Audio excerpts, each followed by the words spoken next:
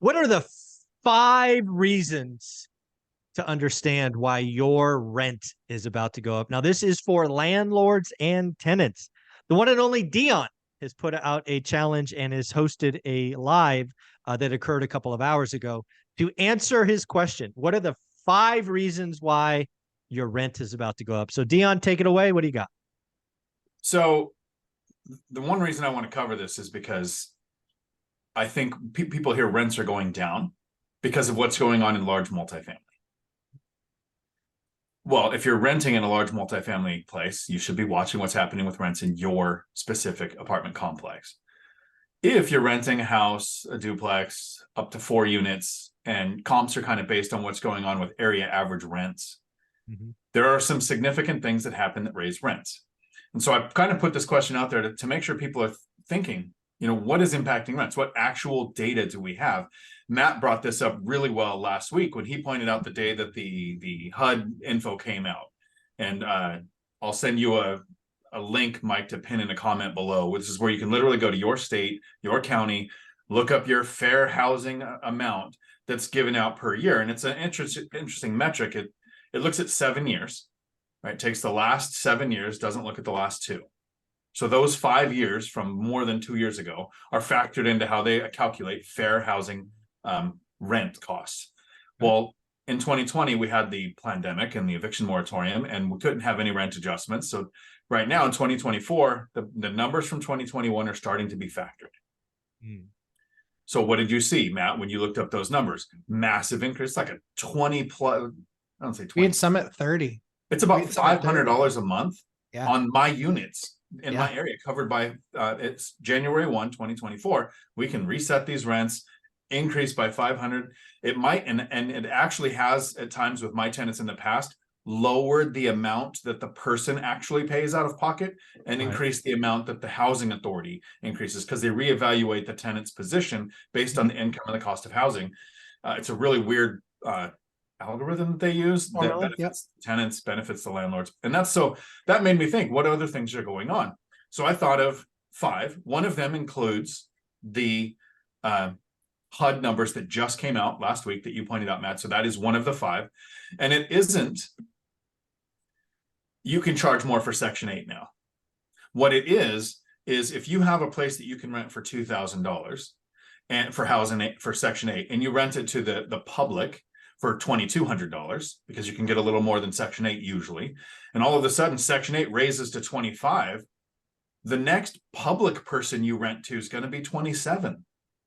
The rising tide lifts all boats. And when Section 8 will pay more, all of the other rents go up. So it's not that you have to start renting to Section 8, or you're going to increase the number of Section 8 tenants you have. It's that when people reset their rents, or if you are renting from a landlord and you are not Section 8, and all of a sudden the housing authority will pay $300 or $400 more than what you are paying, what do you think is going to happen to your rent? Yeah. So before I cover the 4, sorry, Mike, I'll let you guys kind of guess at what you think some of the other ones are. Yeah, so we're going to give Matt credit for the 1 because he brought that one up. So I'll take a shot at number 2. And again, this is a pure guess. When I look at the cost structure of being a landlord, a lot of my costs have gone up. Taxes, insurance, inflation, all of that. And, at some point, a landlord could eat margin or they have to raise rents to maintain. So my guess is the big boogeyman of inflation means that rents need to go up. That's my guess. And Matt, do you have a guess at these other 4? Yep. I mean, and whatever ones you think I got wrong, you got them wrong. The other ones. So one that absolutely is happening is the record-setting prices in small multifamily are absolutely driving the numbers for rents having to be far higher. Because it's rate. They're paying 7 or 7.5 or 8 when they were buying those same assets for 4%. And contrary to the doofuses, the crash bros, or the cash bros, they're the crash bros. The misnomer that they had was, well, with these rates drastically increasing, all of these sales are going to disappear. Nope. All it did was get some people that said, you know what? I've either got adjusting debt that's going to reset, or I still am buying assets because I can make the numbers work based on doing my rent box and knowing what these things rent for. I can now pay a 7.5% mortgage on an $800,000 building because now I can get $2,700 a month rent times 3, where it used to be 21. So I think a major component of this is a combination of rate and values still increasing.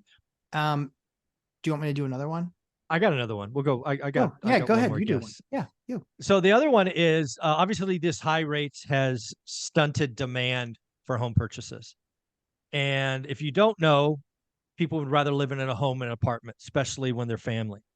So my guess is we're going to see demand for single family homes increase. And with higher demand and no supply, you get higher prices. So that's my second. So I guess we got one left to guess. So you guys are doing awesome, and there's no right or wrong, Matt. It's not like I got it right, you got it wrong, you got it right, you got it wrong. It's so wrong. What I'm saying, what I'm going to say is you guys have nailed some of the things I'm thinking about, right? Yeah. And so what I'm trying to do is here's the 5 things I think that there are tangible numbers to that we can, and actually it's going to have an impact on rents. Okay. And when I give on my live stream on Tuesday, I gave away an hour of time for somebody, whoever guessed the closest to those 5. And I was a little more fair in my live stream than I am in this video. I gave the caveat of I'm going to remove 2 things of the ones we can guess, because you're right, Mike. When everything, insurance, taxes, insurance is up 80%. Some insurance companies are just pulling out of states. Taxes in my area is up 20%, right? These increases, everyone's going to kind of raise rent. So I took out inflation during my live stream, because housing is a big, it's like, you knew the number, it's a percentage. 43% of inflation, right? So raising rents raises inflation. So it's kind of so correlated. We'll just take that one out. Okay. And the other thing is I want to take out expenses, because I don't want the new investor to think if my insurance and taxes cost more, I just raise the rent. Because if area average rents haven't raised, you're just going to have a vacant unit if you do that. That's not, because your expenses don't set rents, because if they did, a property with a mortgage would rent for significantly more than a property that's paid off. And they don't. The tenants usually don't even know if there's a mortgage on the property or not. So I'm going to remove those 2. So one, you nailed it 100%. It's harder to buy. So high prices, high rates, really hard to buy. So you have more people who can't buy a home, don't want to move into an apartment complex. And in lieu of buying a home or buying a smaller home, which is often the solution, they will rent. So that's the first one. Then unless you wanted to guess anymore, I can cover. Okay. Let's go. So Washington State last year had on this year, beginning of this year in February, rent control proposed in a state that actually has a revised code of Washington, a law that says rent control is illegal in the state of Washington. They proposed a bill to try to submit it. Illinois, the entire state of Illinois, just had it proposed as well. So it would have impacted Chicago and some other areas where, again, they have a rule that you can't have rent control there. So Biden's plan of tenant assistance that's going to threaten nationwide rent control, whether it happens or not, there's so many states where it would just not go.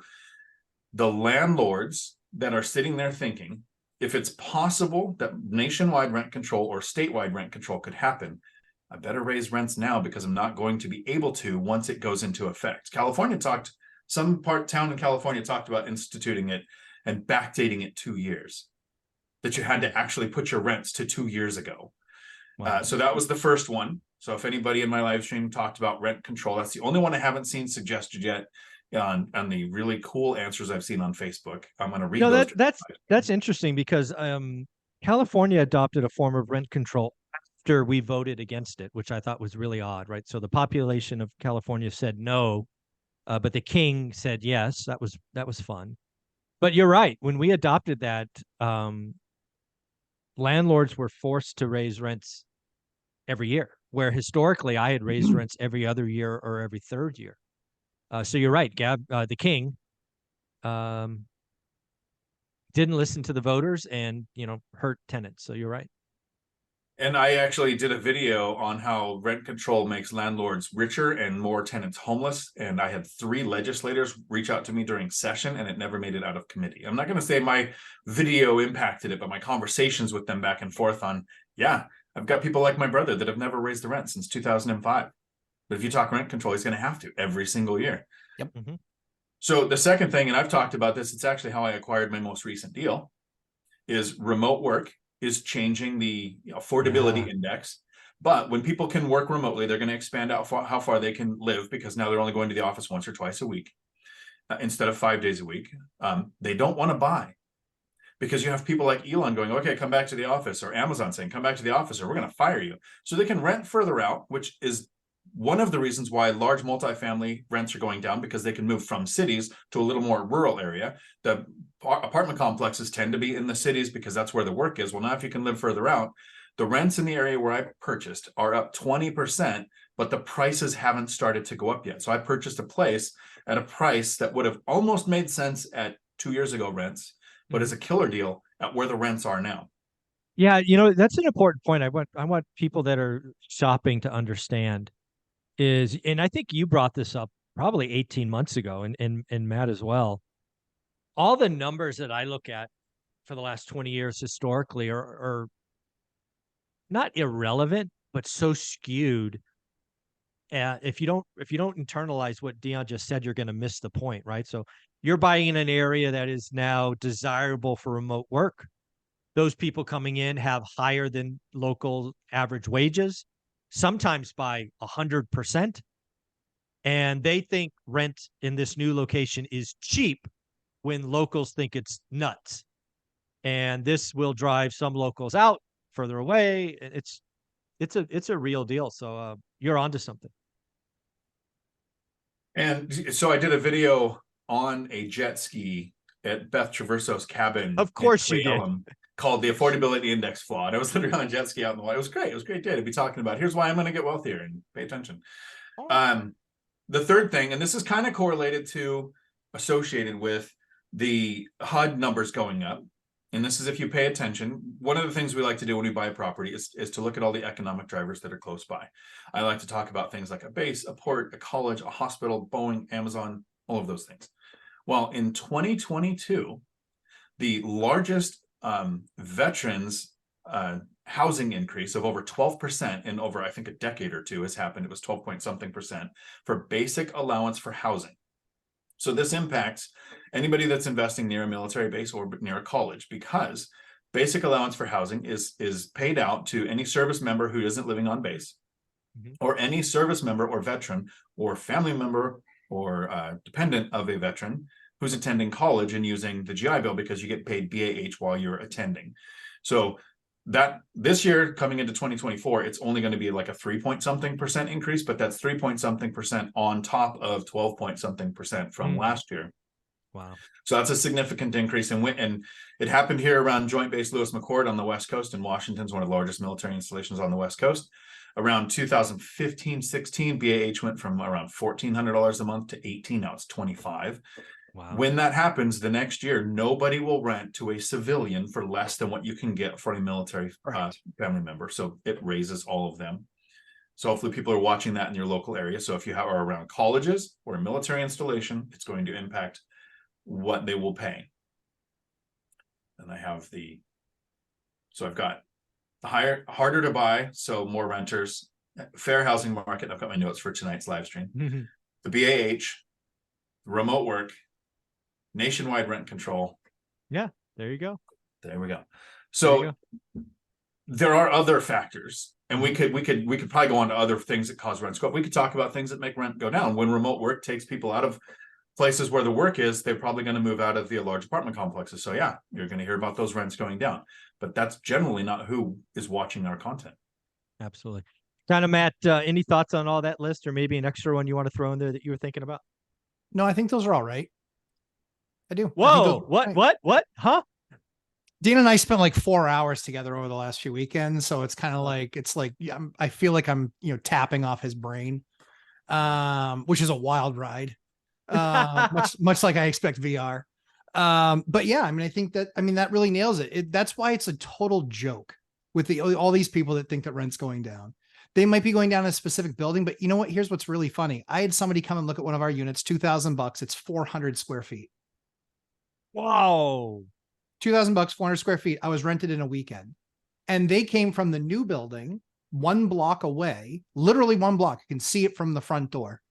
And they said they just raised my studio to $2,365 with no parking spot. On And I was top of like, that, Matt, I was sorry, yeah, good.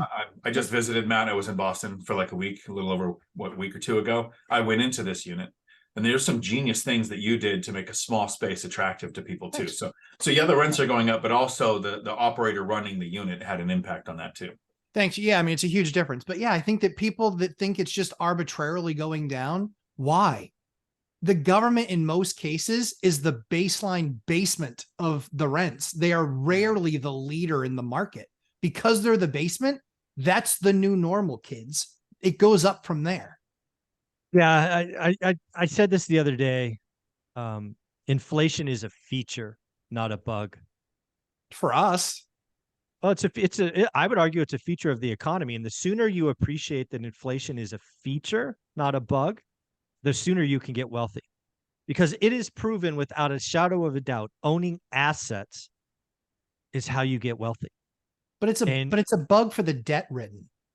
of course, Right. So for us, for landlords, for workers, for doers, for people that are trying to create something and do something, yeah, it's absolutely a feature. For the posers, it's a bug, and that's why they do nothing but bemoan it. yeah. Sorry. Matt, where can people find you?